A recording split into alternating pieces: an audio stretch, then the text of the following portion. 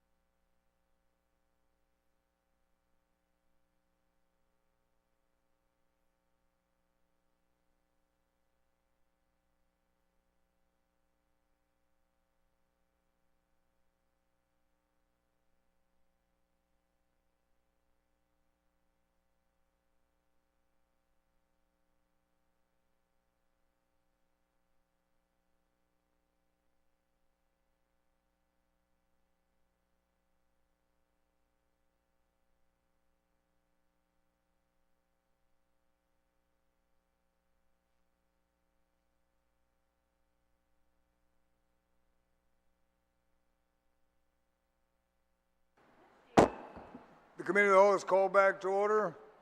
Senator Canata, you wanted to make a statement before I continue on with the remaining time of Vice Speaker?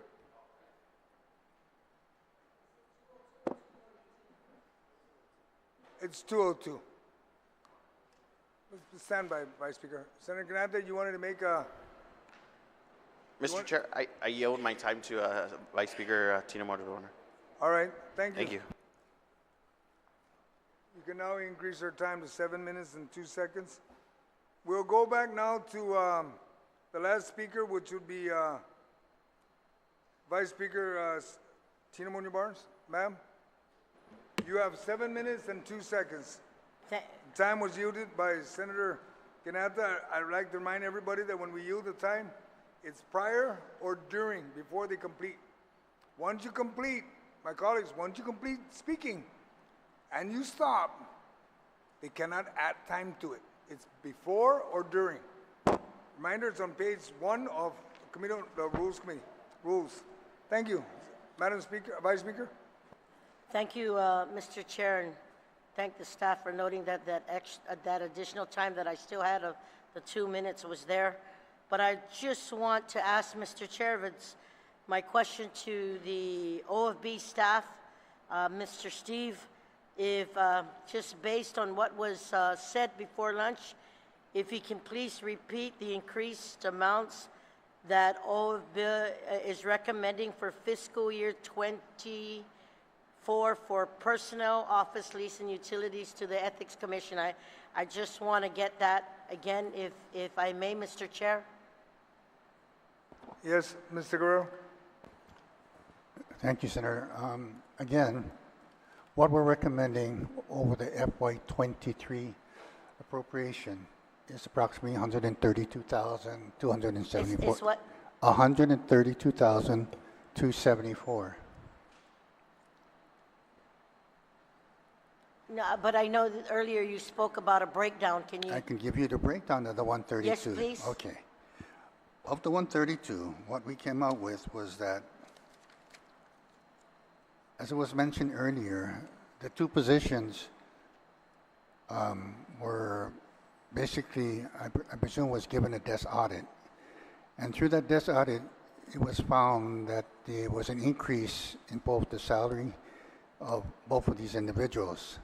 So I believe before the desk audit was done, their letter K salary, I mean their alpha salary on the pay scale was letter K. After the audit was done, the audit moved them up to letter N. That represents a $21,000 increase for both of these positions. You add on the estimated 45% benefit cost, it'll tally up to almost, hang on,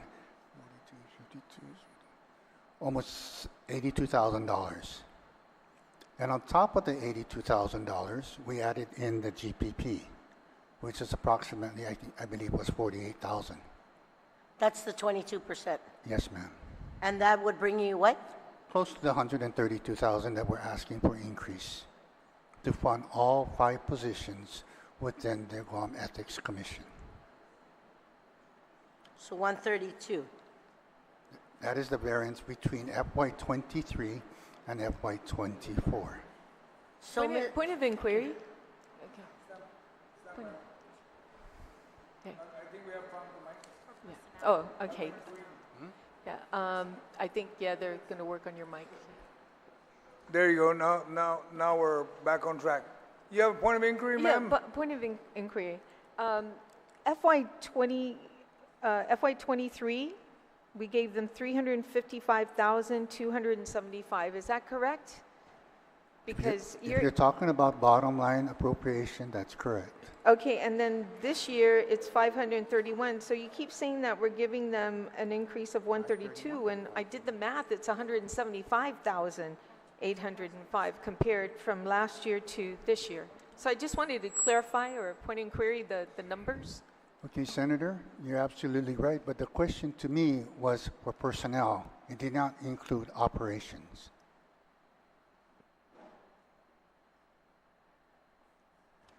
Mr. Chair, if I may, I Yes. guess for personnel, for office lease and utilities, did you give me all the breakdown?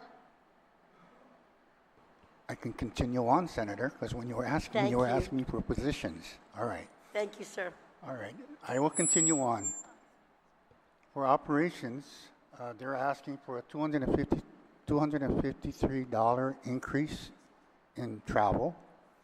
They're asking for an increase of $14,008 for contractual.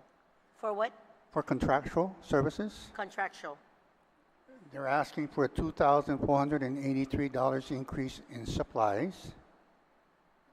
And for miscellaneous, you're asking for a $22,661 increase over FY23. For operations costs alone, that yields about $39,415. To add on to the total increase over FY24, they're also asking $4,116 for utilities. So the total difference between FY23 and FY24 is $175,805. 175,000 what? $175,805. 175,805. Okay, I really appreciate that, Mr. Director, and ask the chair, if I may, ask a question to the author of the amendment. Based on the OOB's recommended funding levels, what object categories do you propose to reduce that 126,000 odd amount? You want If she to, would yield. you're asking the order? No, I'm yielding to the person proffering the amendment, and if I'm not mistaken, that's the speaker. Where does the 126, where's it going to trim? Where would be the recommended funding level decrease, to be due. where to take it from to reduce that? Okay, Madam Speaker, do you yield to the question? I'll yield to the question, Mr. Speaker. I would expect that this agency, if it's an agency, it's really just a commission made up of volunteer board members, but if it wants to act like an agency, that it's going to have to act like all the other agencies who have not been able to fill their positions, such as DOE, that didn't get all the funds to fill those types of positions, that they are going to do the same, that we're giving them a lump sum budget and they're going to make do with it, and that they would try to make do like they did in the previous fiscal year. There were many agencies, I just went over the budget again, the executive branch agencies, the increases are just all across the board. Some got what they wanted, some did not. Customs got from the general fund minus 7%, when this agency received a 49.5% increase. That's 50%. And it's just feels a little bit arbitrary when we're making these other agencies. Military Affairs, the general fund appropriation was minus 9.8%. CAHA got 0% increase. Fire Department from the general fund got a 0.3% increase. Mass Transit got a 2.6% increase. Again, compared to this Ethics Commission that got 49.5% increase and is now a total budget that exceeds existing commissions like HRRA that has 409,000 total. It exceeds the Educators Certification Commission. It exceeds the budget of the Comisión Financiera, which is 489,000. And so, of course, I wanted to see why is it growing so fast and beyond all these other agencies and seem to get every request filled when we have so many critical needs. The funding for the repair of the public restrooms was not increased at all. It's funded at $150,000 for all the public restrooms on Guam. Thank you, Mr. Chair. Thank you. Madam Vice. Mr. Chair,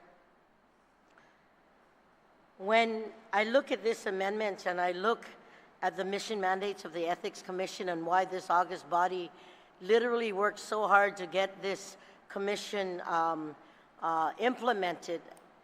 And knowing that it needed the required personnel, I want to say the Ethics Commission, its mandate is to uplift the public's confidence in government employees, programs, and operations by ensuring the practice and promotion of the highest standards of ethical behavior in the government of Guam.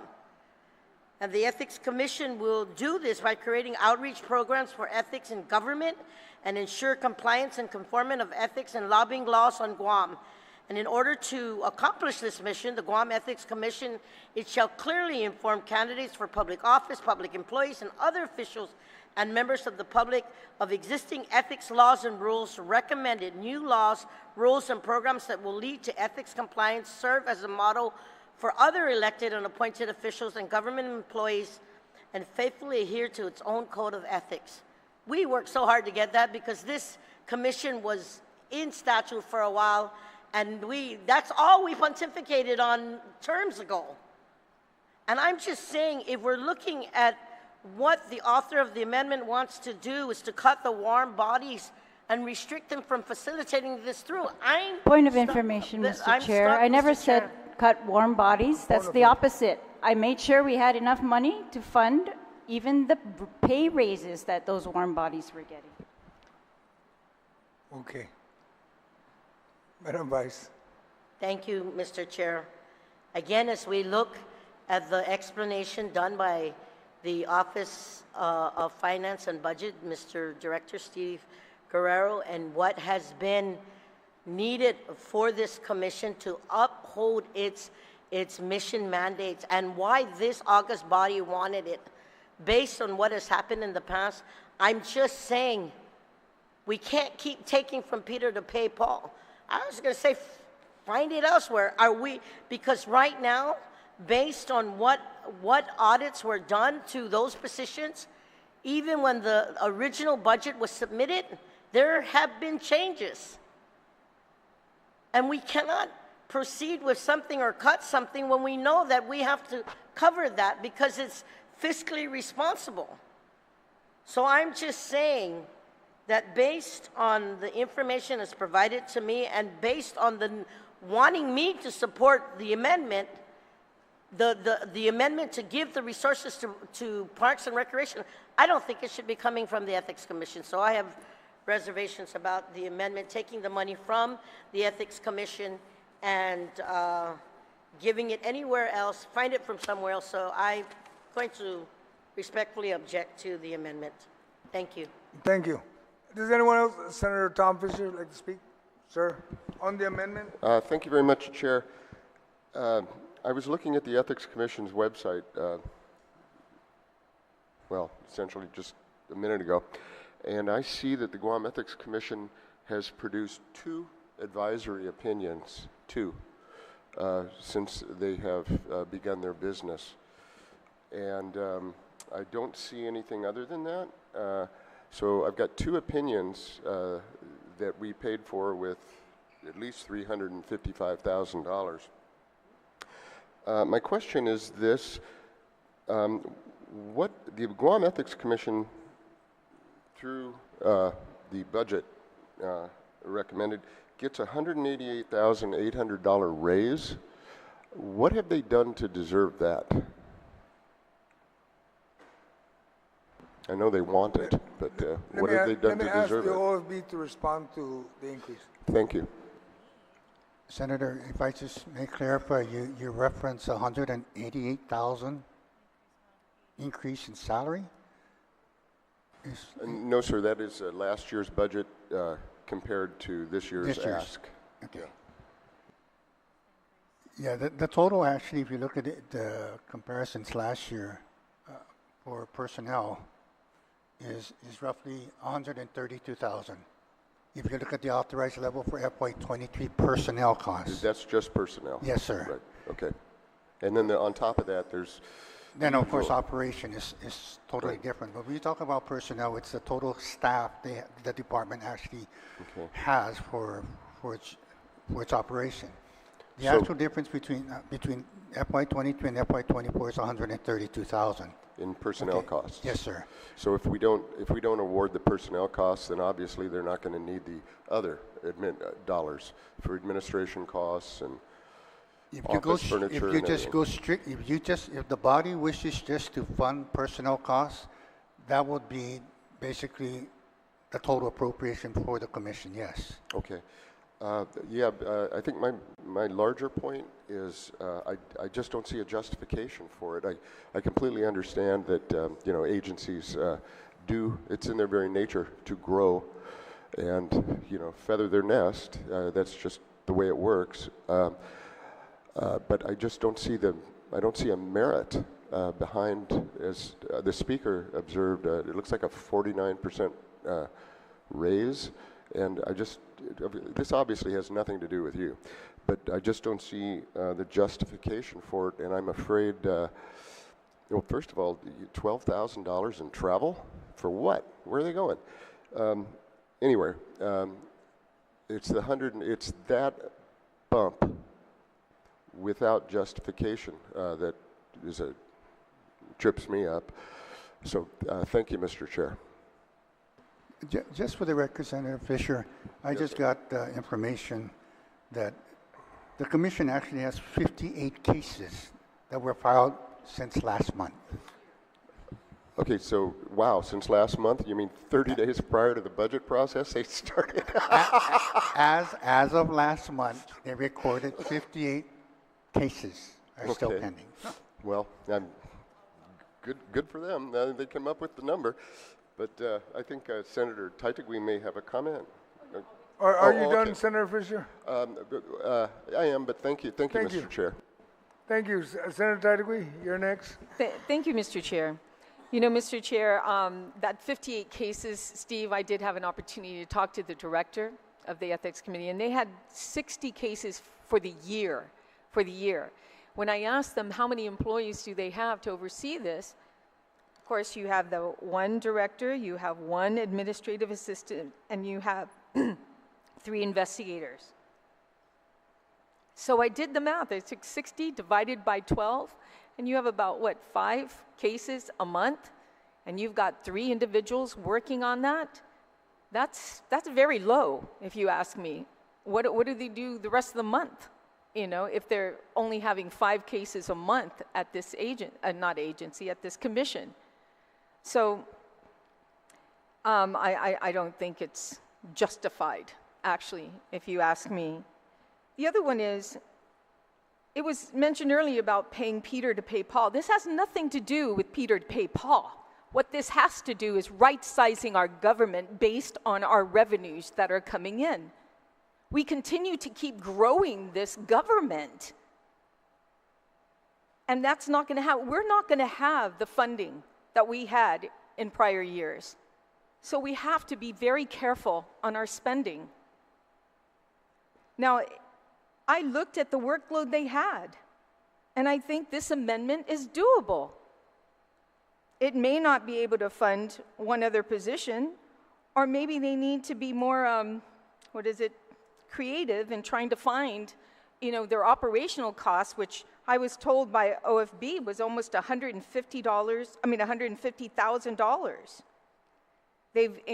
They've actually have $66,000 regarding rental a year.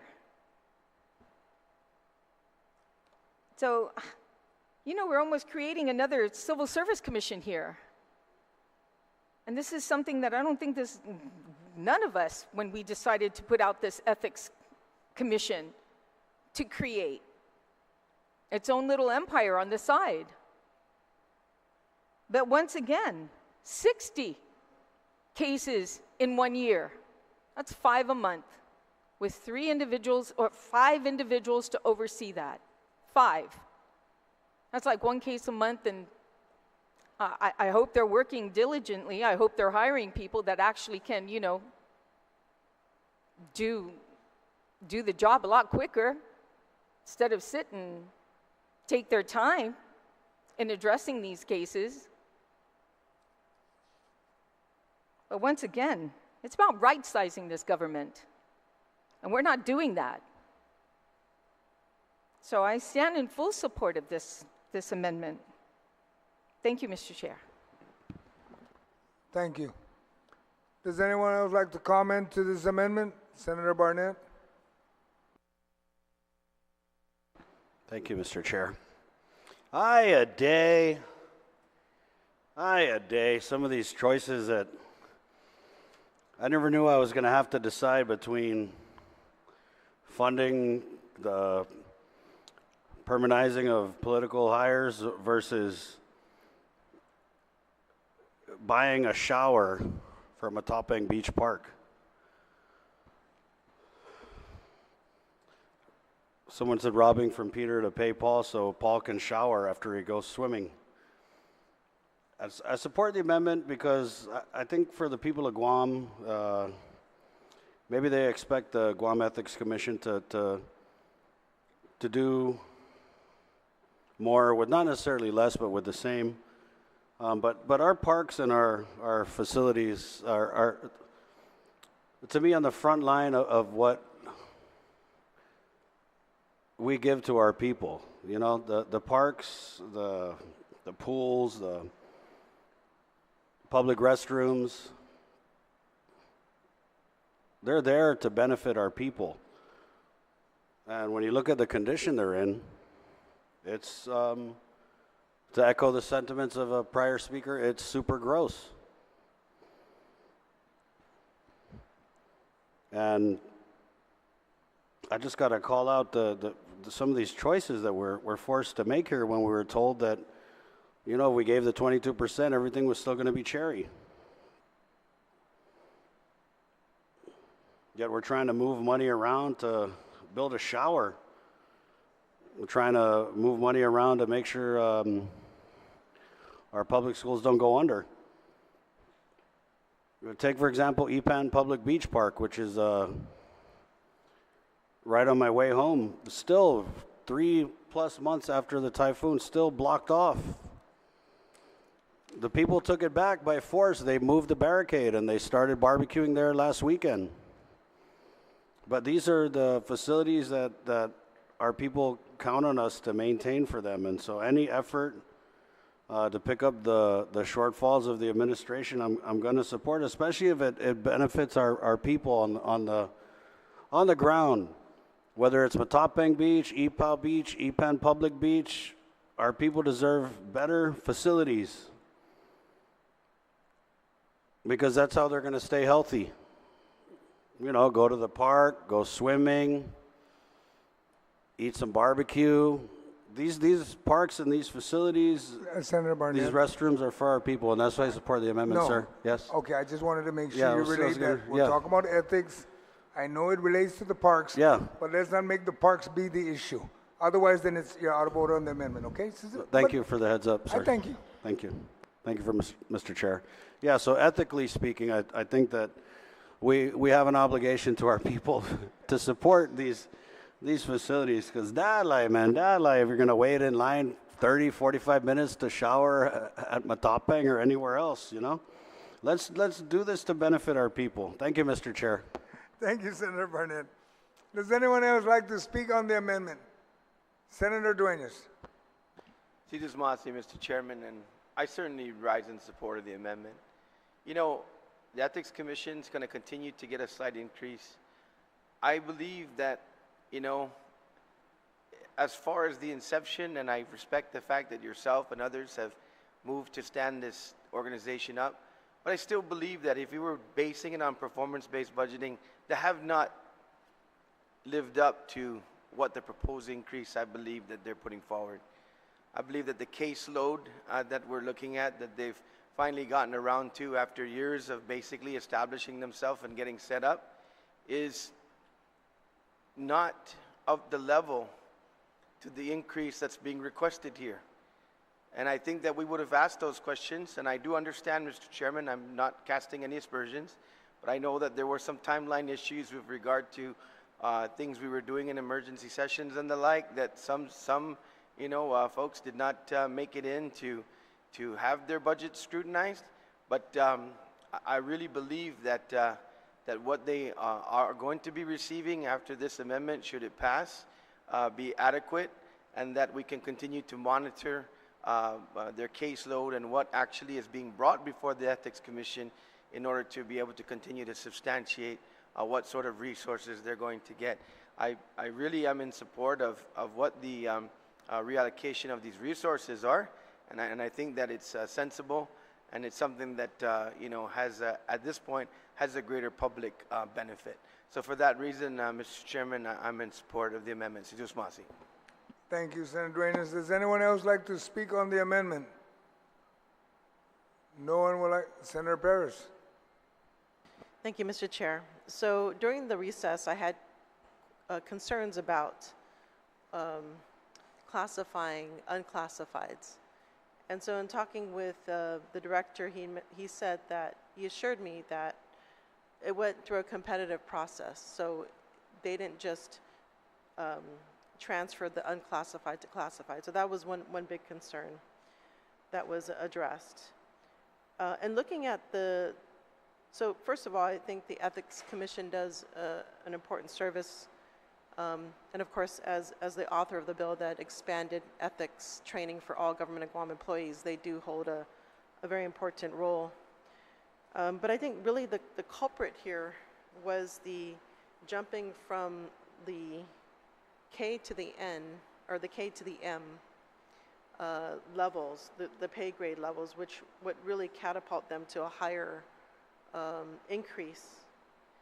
And so maybe, Steve, if you can confirm, what would it have been if they had stayed with the K? So initially they were hired as K, and then the pay grade increased to the M. It started at M. Senator, if you just ignore the pay raise, the two positions received a $21,000 increase each. So you just take out $21,000 out of the salary, take out $21,000 out of the salary for personnel costs, and then the appropriate benefits you would have to also reduce. So what would that amount to benefits? Because the benefits are going to drop as well. If you take, let's see.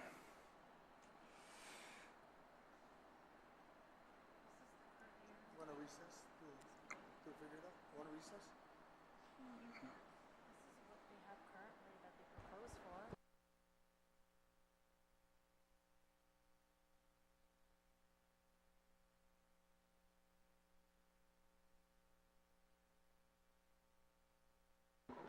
We're going to take a quick recess while OLB's going to get that information for you, okay?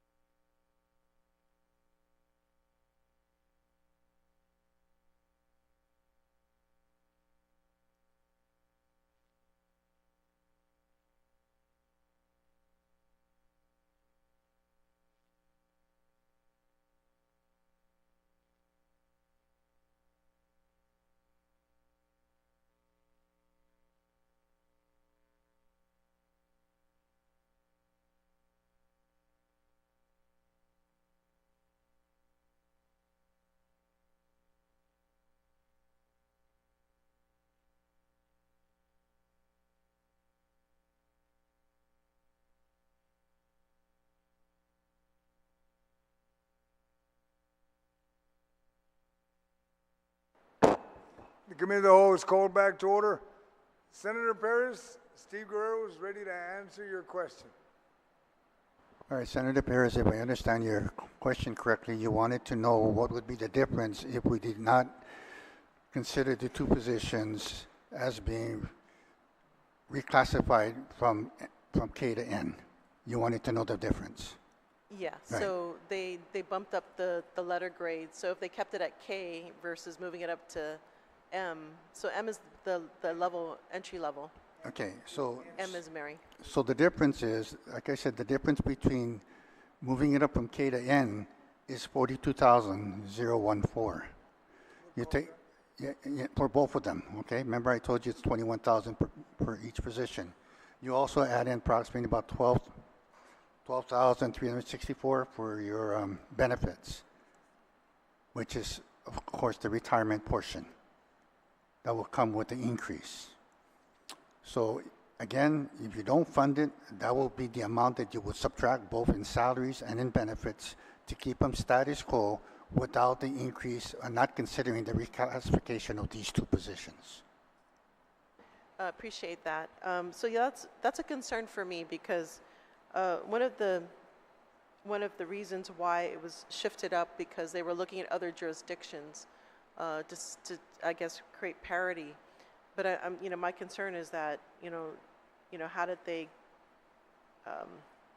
not all agencies get to do that, and so without really thinking in advance of regards to funding it, right? So I feel like when we're looking at parity, there should be a standardized protocol for pay increases and pay scales for that matter.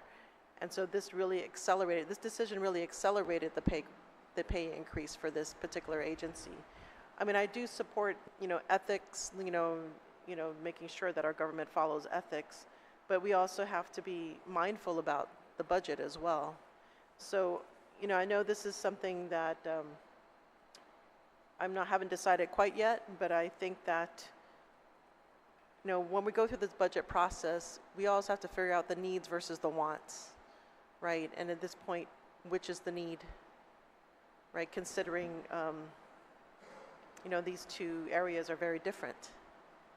And so that's kind of like what's going to help me determine my decision. If I may, Senator, just to throw in some personal advice that I know is kind of like a done deal. When departments and agencies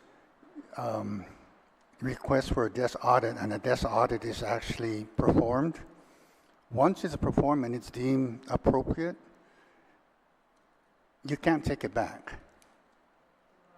Because it was at the request of the government to do that, and the employee is entitled because the desk audit determined that the employee was duly performing the work as the position title.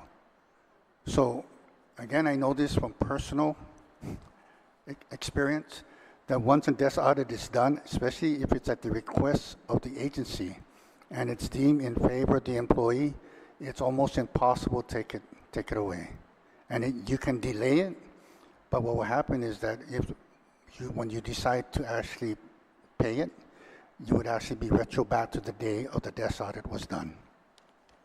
So I appreciate that remark because, we have other agencies that are paid well below what what they deserve, like, social workers, many employees out there. And so, we have to perhaps create this standardized protocol again, because otherwise the cost of government is going to spiral out of control. So I think, of course, everyone deserves what they, they should get paid based on their qualifications. But, all of this is going to come down to the budget. So at what point do we have to, start cutting, right? This, I think that's something of a concern when we don't move forward uniformly.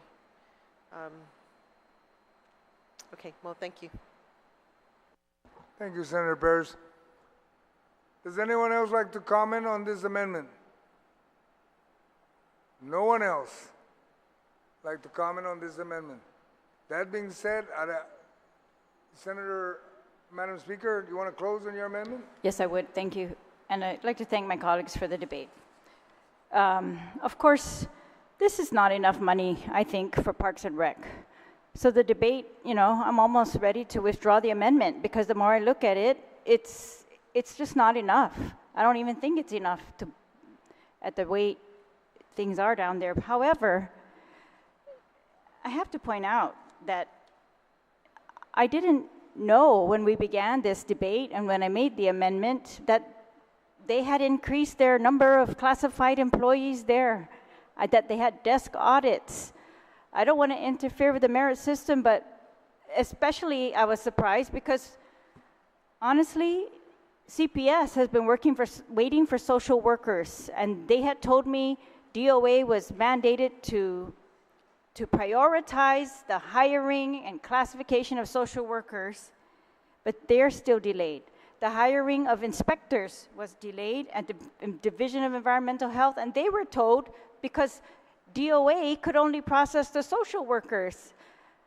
So it's very surprising. We've got the health licensing office that handles the medical licensing board, the nurse licensing board, the EMS new licensing board, the allied health boards, the dentist board, the pharmacist board.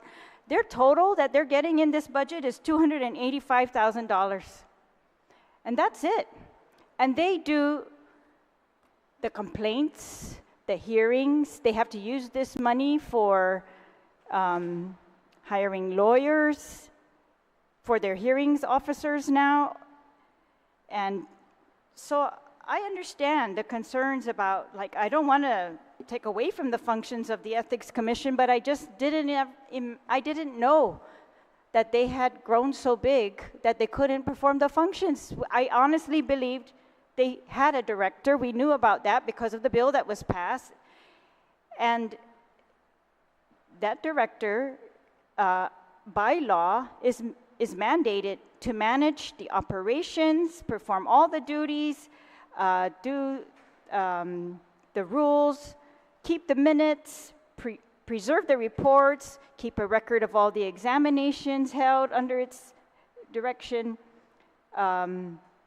responsible for developing, initiating, and implementing workplace policies throughout the government of Guam. And then the governor, in her executive order, had ordered that the Civil Service Commission would provide the Guam Ethics Commission with resources and required administrative support. And this was going on prior to any appropriations from the legislature. So when we appropriated, I thought that was reasonable to cover what was reasonable, but I don't know. I mean, if we have to pick, then I would say let them operate under FY23 conditions, and let's put a little bit more money into these park and bathroom maintenance, unless OFB can tell me, is there any other money in our budget for the repair or maintenance of the restrooms, of our public restrooms in Guam? This is a big tourist issue. It's been the #1 complaint by not just the tourists, but also the residents. The #1, I would say. #2 is the roads. So is there any other place in the budget? Is there any part of the GVB budget that's going towards restroom maintenance? Because otherwise, yes, we do have to pick some place because we are not given any other options. At least, or I'm asking for any other options of funding or whether parks can be funded out of someplace else. To your first question, Senator, right now the total amount of revenues we projected to generate in FY24 have been appropriated and allocated within the budget. The answer to your second question, whether or not GVB allocated any monies for restroom facilities maintenance, I do believe there is a portion of their budget that is set aside for that particular purpose. Whether or not Who? For GVB, their appropriation, I do believe that in their budget they've actually set aside a portion of their appropriation to fund the maintenance and repairs of certain public restrooms. It's my understanding that they'd like to start this MOA with whether it be Parks and Recreation, the Mayor's Council. I don't know, that they would like to kind of like take over some of these public parks and do the maintenance and run the operation for them. That's something that former Governor Caldwell did discuss with me. You know, that was part of his big initiation for FY2024. I honestly believe, I think he can do it, but he's trying to do it within the level that he's going to be, that's appropriated to him out of the TAF or any other fund source, whether it be federal funds or whatever. But yeah, there's all the revenues that we projected for FY23 have been appropriated in the bill. Thank you, Madam Speaker. Would you like to finish? Thank you, Mr. Ofby. Yes. Yeah, so I guess in conclusion, I'd like to go forward this amendment. I think we need to find a little bit of funds. I'd like to find more as we go along, but right now, I would just ask very respectfully that the Ethics Commission operate with a $300,000 appropriation and recognize that it is, or it's even higher than that, it's about 400. If this amendment passes, it's still an increase, and that they recognize that there are other commissions that didn't get any increases, that they are operating now larger than many other commissions that have been in existence with equally important mandates, and maybe even, I mean, I don't know, but this health licensure mandate to me is huge. So if we're forced to pit these agencies against each other, I hate to say it that way, but otherwise we need other funds. And we had proposed earlier to use excess revenues. Those amendments did not pass. So I would like to try at least to fund this and to do what we can. Thank you, Mr. Chair. Thank you, Madam. Point of information. Thank you, Speaker. Somebody yell for point of information? Yeah, you have something? Yeah, the question was whether there was additional funding. And so DOI, so State Clearinghouse, they received 1.6 million and waiting on 2.2 million for the Magaʹhågan poll alone, but I don't know whether they can reprogram that for bathrooms in other areas. And thank you for that information. And there is money out there that's going to Parks and Rec to prepare school, their facilities. But sticking with this amendment, we have only one objection. Okay? All in favor of this amendment, please raise your hand. 1, 2, 3, 4, 5, 6. Motion fails. Mr. Chair, can you recount that? I counted 8. Can you do it again, please, Mr. Chair? I know that everybody's younger than me other than Senator Guåhan, so pick up your hand if you're going to vote for it. All in favor, raise your hand. Okay, now we got 8. Thank you. Amendment passes. Now we'll go back to page 78, Parks and Rec.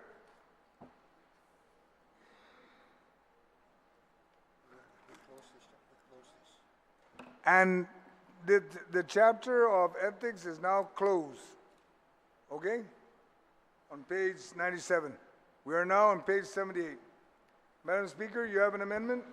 Yes, thank you, Mr. Chair, and thank you again to my colleagues.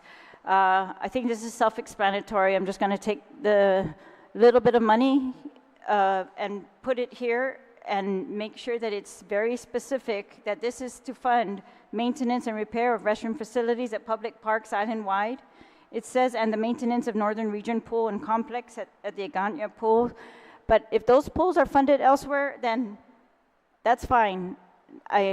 I think this is not enough money, even with the amendment, to fund the need in these restrooms. If you saw what happened after the typhoon, I think the Department of Parks and Rec worked very hard, but they were pretty overwhelmed.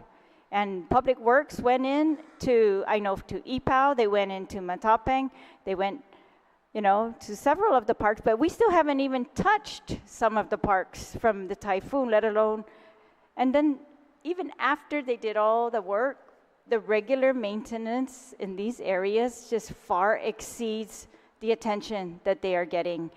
And I remember being in a discussion with maybe the Lieutenant Governor recently about how few areas there are left for public to go to the beaches. It's so few.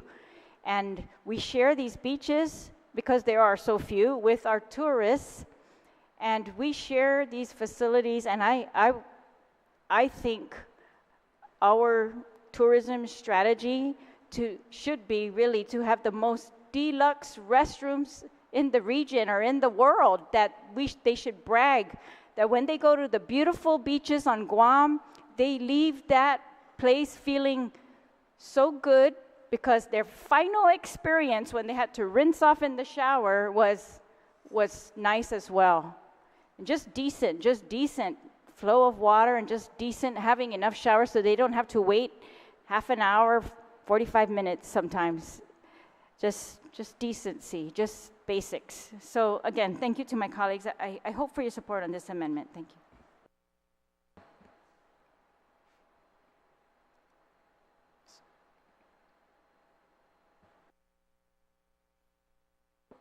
Thank you, Madam Speaker. Does anyone like to speak? Senator Tello, you like to speak to this amendment? Thank you, Mr. Chair. Mr. Chair, just want to give some information to my colleagues. I did text, the President, former Governor Carl Gutierrez, regarding, funds for the repair of the bathrooms and maintenance of public restrooms, and asked him, did he ever, ask for any funding for this particular area? And he said that he had asked for $1.5 million. But unfortunately, Mr. Chair, he was told by OFB that they couldn't find the money, to assist him, and to maybe use excess staff. Well, we all know that it's not always reliable on any kind of thing that's excess. You have to wait until like next year for any kind of excess to avail itself. So, that being said, there really is not that much money to award something as important as this. And it does affect our tourist industry to a point that GVB, even though they didn't have the funding for this, they went out, during COVID and even during, after the typhoon, and painted Fort Appropriations. They went and cleaned the roundabout where Bishop Flores roundabout is. They painted sidewalks. They did everything they can with almost next to nothing because it was mostly volunteer. So I stand in full support of this because, our resources are very small, and even though this is a very small amount, it will go a long way. You talk about what yields. You give $100,000, and what can you get from it? Close to $2 million worth of, happy tourists who come back to Guam because they found it to be a safe place and a clean place. So I stand in full support of it. Thank you, Mr. Chair. Thank you. Does anyone else like to speak to this amendment? Senator Brown. Thank you very much, Mr. Chairman. I certainly do rise in support of the amendment, whether it does or does not provide all the funds that are needed, primarily because, again, these are issues where our communities directly serve, not just for our tourists. And again, I think it's important for our tourists and our visitors, considering the amount of economic benefit they bring to Guam, to be able to have a very pleasant visit to the island. And this has been such a long-standing issue. And we've done different things from, renovating the restrooms and hiring caretakers. I remember when Department of Labor was able to hire members of our senior community to actually go to the parks on a daily basis and man the parks to make sure that they were maintained. We're a small island, and we just can't seem to get over the hump with regards to these smaller issues. I mean, I've been through the mainland cross-country 3 times. I've been to many states. I think I only have 8 more on my list I need to check off. And when you consider thousands of people a day can go through a rest stop, they have people manning it, they have people checking it almost every half hour, making sure it's clean, making sure it's maintained. And we're in a small island, and we still cannot do that. And I think any effort we can do to finally, hopefully, address this issue would be of tremendous benefit to our visitors and our community as well. But I did want to ask also, because this amendment, this section also includes funding for our pools, and that's again another long-standing issue that has not been addressed for some time. We have our 2 public pools, and as far as I know, From what I've heard, the Dedido pool is still not open yet. If I'm incorrect, please correct me. But we definitely know the Hagåtña pool has been closed going on 3, almost 4 years. We saw the nice, I don't know if they were looking at, they had a sign up before the election that they were doing something with the pool, but, here we are, 9 months after the election, and it's still, it's collecting water. Not for swimming, but, for mosquitoes to breed in. So if I can ask our budget office, was any request included, or is any of this funding going to the repair or renovation of the Hagåtña pool? Because trust me, including myself, there's many people in our community, who see that pool sitting there with no activity, at least that's visual to the naked eye, that anything's going to be done to address the repair and, an operation of that pool for the community. Steve, do you have a response? Yes, Senator. The amount that's shown in the FY24 budget is the amount that was requested by the department. It specified that the funds are going to be used for the maintenance and repairs of restroom facilities at public parks, island-wide, and maintenance of the Northern Regional Pool and Complex and the Hagåtña Pool facility for FY24. So do we know if any additional funds have been slated aside by the administration to address? Because that, I assume, is going to be a major undertaking. There are claims that, the pool was leaking, even though several years earlier there was actually resurfacing work done on the inner pool. But, if they have to replace the entire pumping system, if there's a concern, they're saying, oh, it's sitting on wetlands and it's, needs to be stabilized. I don't know the details as far as the engineering issues are concerned. But are we aware of any other funds that are being put aside specifically to address the refurbishment of the Hagåtña pool? I had a conversation basically with the Director of Parks and Recreation, and he was just saying that there are some federal funds out there that are being availed to Parks and Recreation for basically the repair and maintenance of some of the facilities. One of them was the Northern Regional Pool. And the other one in respect to the Hagåtña pool, you noted that, based on their preliminary findings of the facility, they've discovered that basically the pool is kind of like irreplaceable simply because it's on swampland. And they're thinking that, the type of the repair they would have to do would not be a repair. It would have to be probably the total demolishment. And they don't recommend that the pool be built at the same location. So that was my conversation to him. Whether or not the conversation is coming through utility or where it went from there, I don't know. But he did indicate to me that there are some federal funds available to the Department of Parks and Recreation to address some of these concerns. I appreciate the feedback. I don't know if that answers our concern with regards to that. But I think, colleagues, you look at how much money now, we're over $1 billion with regards to this budget. And the areas that impact our public directly, where our people have direct interface with services of the government, to me are very critical and to me a priority. Because there's so much other expenditure in this government our people don't see the direct benefit of. But certainly where our people interface with the government and our public parks and our sports facilities, obviously, and particularly our pools that have not been directly operational for our people to use for quite some time, to me are areas that we certainly need to prioritize. Because at the end of the day, we're really funding the government for itself, to sustain itself. Whether or not the public believes the government's providing them adequate service whenever they need to interface with the government of Guam. A lot of people, it's a question mark. Normally, it's an encounter that they don't look forward to, and I certainly don't. I've had a recent encounter with the government of Guam I'm not impressed with one of our government departments.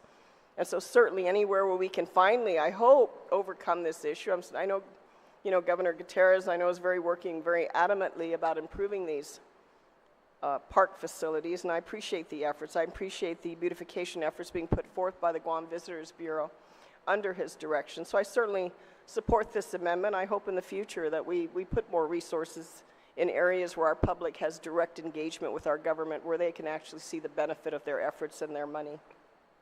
Thank you for the response to my question. Thank you, Mr. Chairman, for the opportunity to comment on this Senator Brown. amendment. Does anyone like to speak? Senator Paris? Yeah, just a point of information. So we got word from BSP that they helped out with a grant, and they're they're pending a response from Department of Interior, $2.2 million for the Hagåtña pole loan. So I don't know if that helps.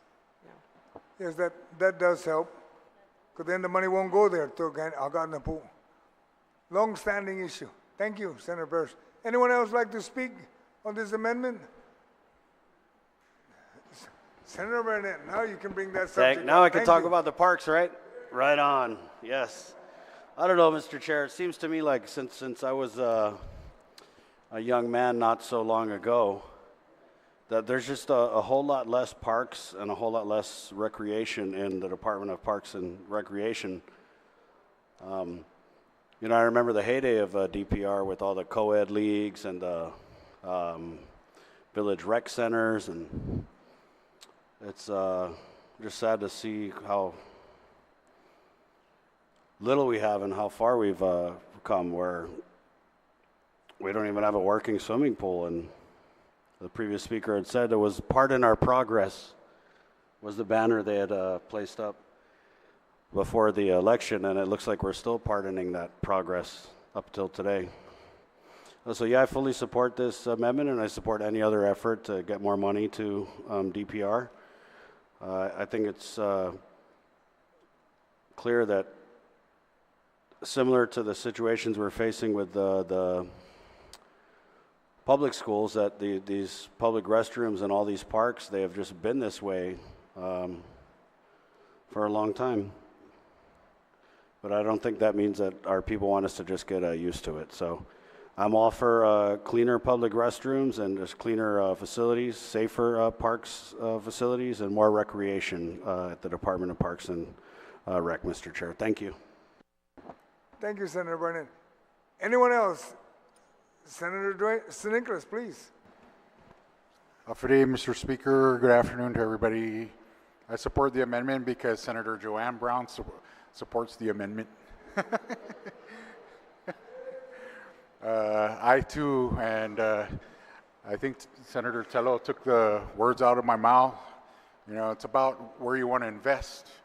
You take the money, you invest in your people. I think this is a great opportunity to do so. Having cleaner restrooms sends a message to not only our tourists, but also to our people that, you know, I've always said this, who messes the restrooms? You know, we do. Who throws the trash out in the park? It's us. So as we move to give more money to Parks and Recs to ensure cleanliness and availability, I also want to urge the public that, you know, this is our home, and that we should take care of it as best we could, so we could put our best foot forward when we show the tourists. You know, we ask them to come here and spend money, and please help us and everybody keep the parks clean. But thank you, and thank you to my colleagues, and I support this amendment. Thank you, Senator Nicholas. Anyone else? Are there any objection to this amendment? So I can ask the Speaker if she wants to close. There's no objection. There being no objection, amendment passes. Folks, we have now completed the bookmark on page 78. Page 78 is now closed. All of chapter 5 is now closed. We will now, let me gavel it down. 5 is closed. We are now on chapter 6. There is no amendment on chapter 6. There being no amendments, are there any comments? There being none, we are closed on chapter 6. We will now go to chapter 7. Legal. Yes, ma'am, legal. You want to go to chapter 7? I want to ask a question about Chapter 6. You went by that quickly. If I could ask, I want to know what the increase is for the legislative budget from last year. Do we have an increase? I'm sorry, Senator, can you repeat your question? On the legislative budget? Yes. Do we have, we're up to what, $9 million? Yes, the total increase is roughly about $900,000. And what is it for? Absolutely. We have a listing here. Gosh, almost $1 million. The committee budget is being increased from 8 to 9 committees. That would cost about $166,500. We have An increase per senator costs about $20,000 per senator. We have a demolition. I'm sorry, Mr. Chair, I'm having trouble hearing. If you could Okay, speak I up. can repeat it. Okay, going back to the first one, we are increasing the total committees from current 8 to 9 committees. It will cost about $166,000.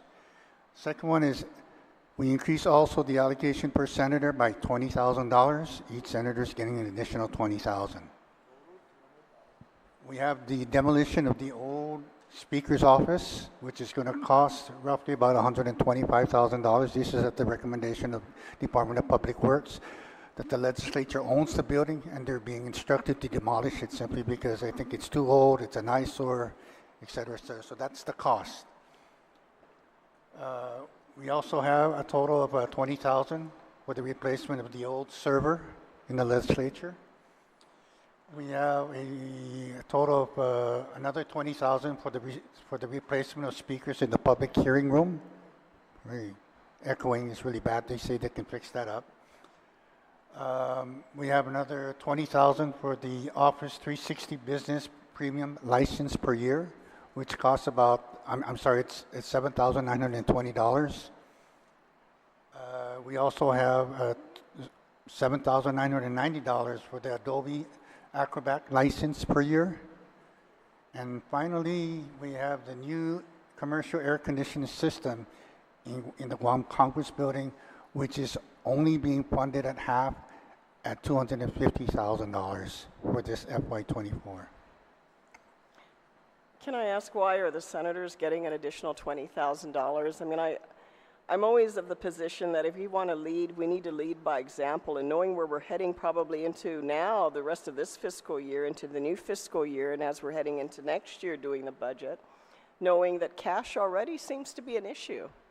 I mean, we can appropriate to the moon, but you know, as they say, cash is king. If the money's not there, hence seeing the $20 million being taken out of DOE to respond to the typhoon, why are we getting an additional 20? Because I'm sure I didn't ask for it. I think the fair odds are fairly good. My budget doesn't need another $20,000.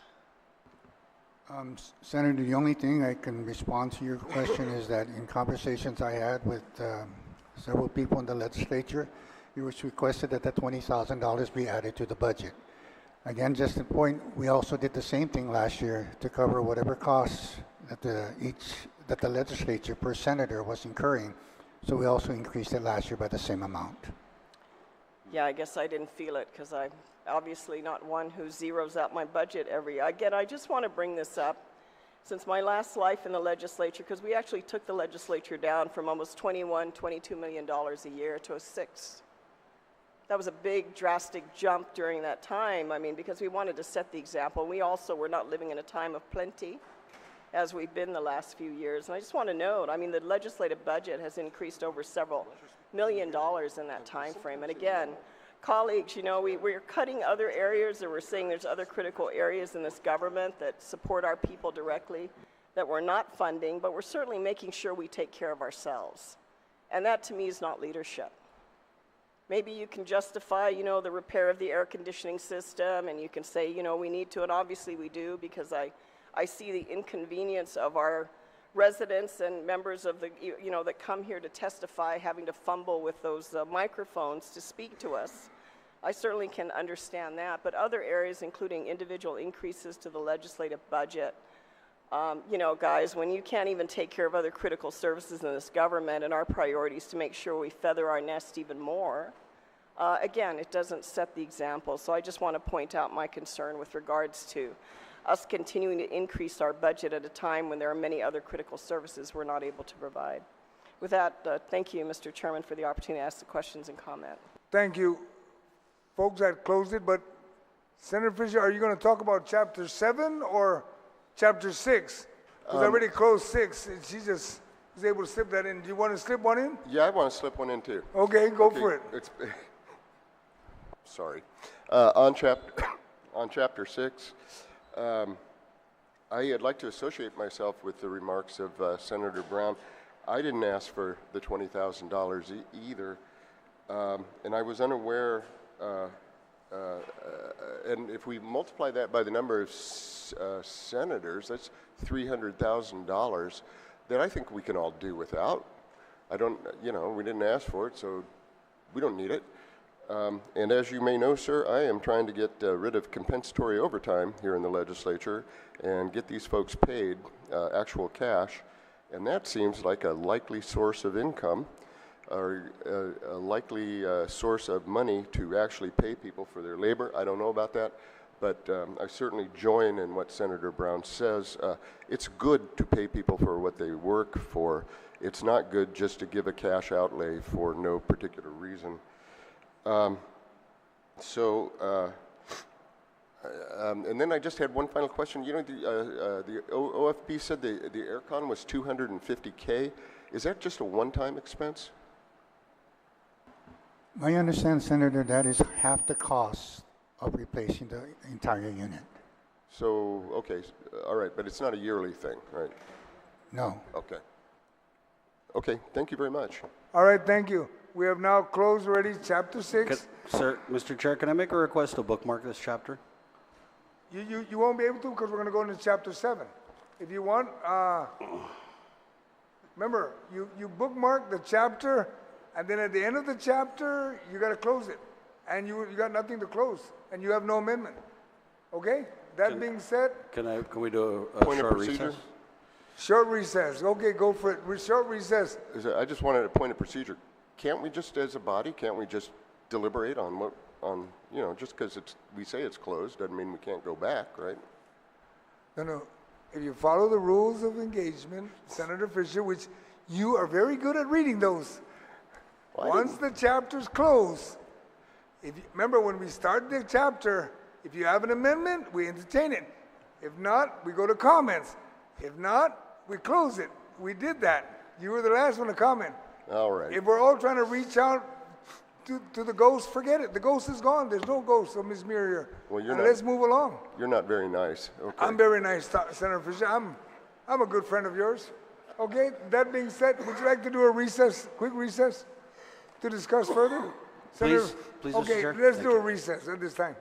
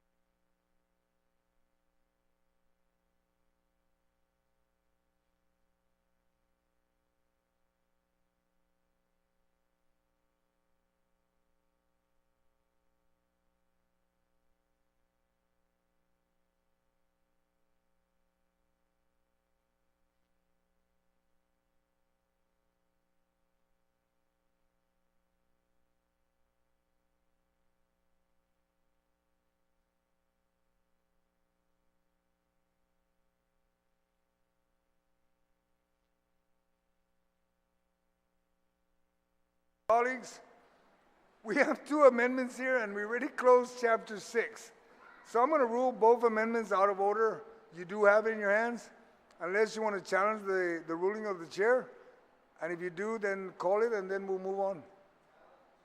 Challenge the chair. Okay, all in favor of overruling the chair, please raise your hand. Motion fails. Thank you. We will now close chapter 6. My colleagues, we are now on chapter 7. It is 4:13 right now. Senator Barnett.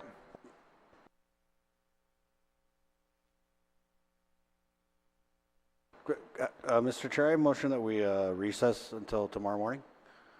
Thank you. We'll recess until tomorrow morning on the Office on Legal Counsel, Chapter 7.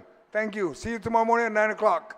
9 o'clock tomorrow. And be reminded, Chapter 6 is closed now.